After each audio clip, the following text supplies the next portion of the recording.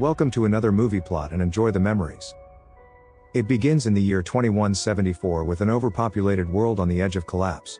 Mankind constructs an interstellar spaceship called Elysium which gets launched into space carrying 60,000 of our best and brightest. Their destination's an Earth-like planet called Tanis, which is a 123-year journey, so some baby making is in order. They don't go with that approach and instead split the crew into separate flight teams that alternate pilots while the rest hibernate until it's their turn. They tried something like this before, but one of the crew members got orbital dysfunction syndrome, known in the context of this movie as Pandorum. It's basically just space madness and could cause you to evacuate your entire 5,000-man crew into the void, but I'm sure this trip will go much smoother. An undisclosed amount of time later, Corporal Bauer awakens from hypersleep, suffering some slight claustrophobia. Carrying his way out of the stasis pod, layers of skin fall off him to disgustingly reveal his identification number. Suffering from amnesia and receiving no standard debriefing from the previous crew on rotation, he doesn't remember the mission or even his wife.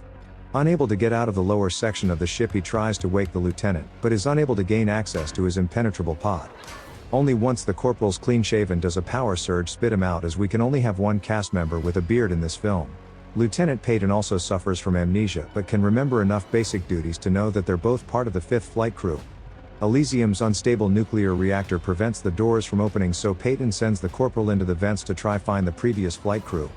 Climbing through a labyrinth of ventilation to a choke point, Bauer begins panicking, so Payton calms him down over the radio.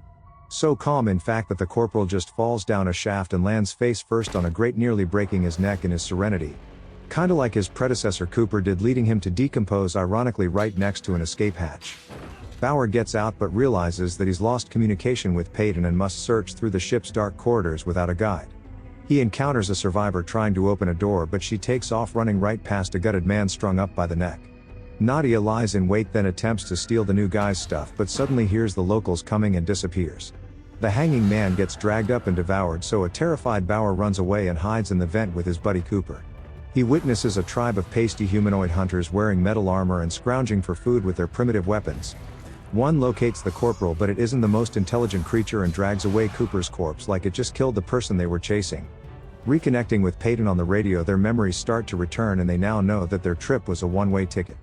Bauer remembers that he had a wife and that families came with them on this trip, so he grabs a riot gun and goes searching the ship for her.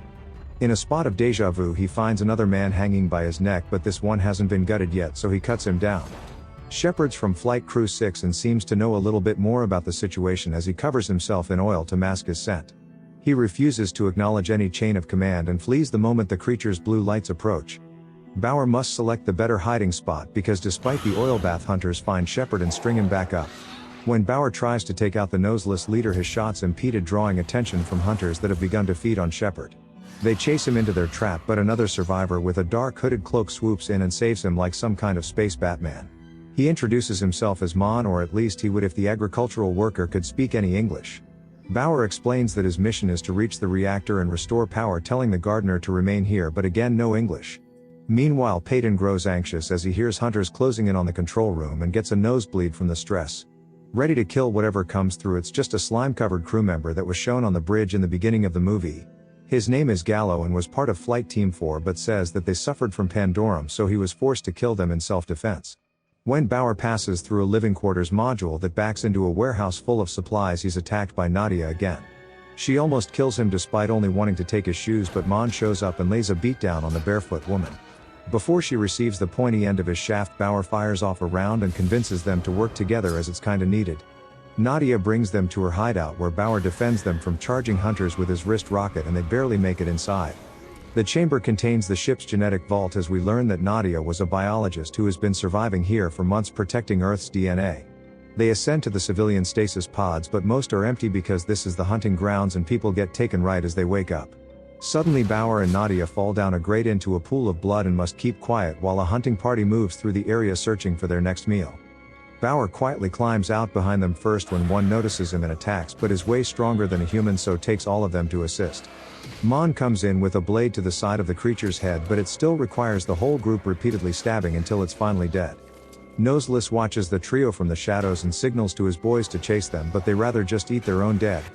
The three then witness a man wake up at the absolute worst time as the hunters just eat him right out of stasis like a banana.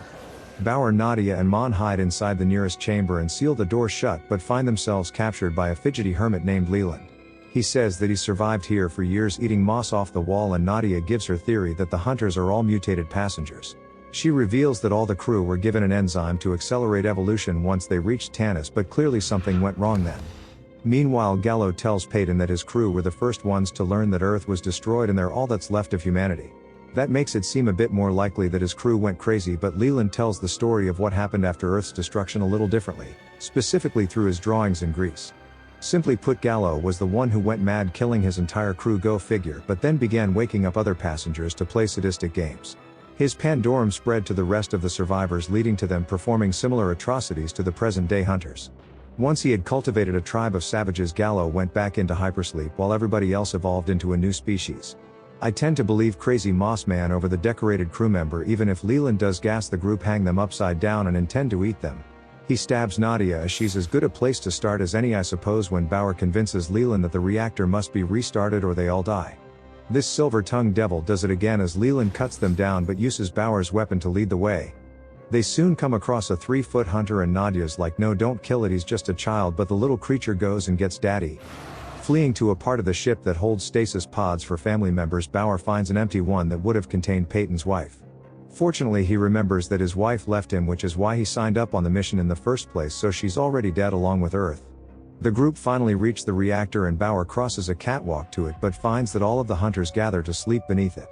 The walkway gives out and Nadia catches Bauer, but Superman holds up the entire weight of them both in the hulking piece of metal.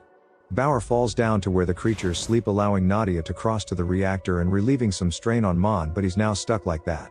Once he's covered himself in what I'm going to say is human skin, Bauer crawls over the top of the creatures, probably smelling like their food more than ever, and climbs up to the reactor with Nadia.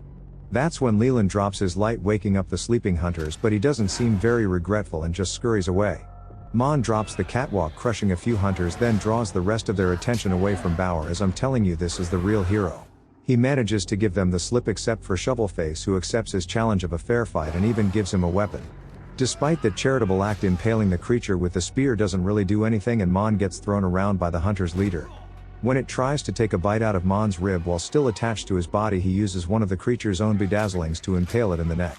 With the child's father now dead, Manh listens to Nadia's earlier words and shows mercy to the little hunter, getting his throat slit and most definitely eaten. Meanwhile, Payton and Gallo's confrontation escalates as the Corporal begins leaking blood from his nose and becoming increasingly unstable. He forces Payton at needle gun point to eject him into space, as this dude's gone full Pandorum. However, Lieutenant just locks him inside the pod instead. When Bauer restarts the reactor, it fries some creatures and restores power to the ship, but allows Gallo to escape confinement. The two engage in a fight over the needle gun, but when Payton injects Gallo with a sedative, it's revealed that they're the same person. Gallo's just been hallucinating his younger self and killed the real Payton years ago to assume his identity before going back into hibernation. Leland reaches the command center pleading for help, but Payton's now completely turned into Gallo and kills him with a needle to the eye. Bauer and Nadia reach it a few minutes later and seal the door behind them with the help of his weapon that I can't believe is meant for crowd control. Payton isn't trying to hide his identity anymore and reveals that they've been on Tanis all along, just crash landed on the bottom of the ocean. The creatures aren't mutant passengers but evolved descendants who just continued the sadistic hunting games that Gallo started 900 years ago. He tries to exploit Bauer's claustrophobia of being on the bottom of the ocean, but I think if you're willing to pull someone's teeth out with pliers, you've also hit Pandorum. Gallo's physically stronger and tries to make him take the full descent into madness, but gets smacked in the face from Nadia. She then gets struck in the stomach wound before Gallo picks up Nadia's knife and prepares to slit her throat with it. Bauer doesn't even answer her screams as he's in a state of delirium and fires his weapon at some advancing hunters that don't even exist. In a series of fortunate events, a piece of metal flies up, cracks the window as Bauer snaps out of it and escapes with Nadia just before it floods. I guess Gallo's knees are too old to run and he dies, while the pair escape the ship by getting in Bauer's pod and ejecting. It pops up on the surface with Bauer and Nadia almost drowning on the alien planet day one, but that would be a pretty lame ending. Instead, a breach in the hull has initiated the evacuation plans and ejected all the remaining pods containing still living people.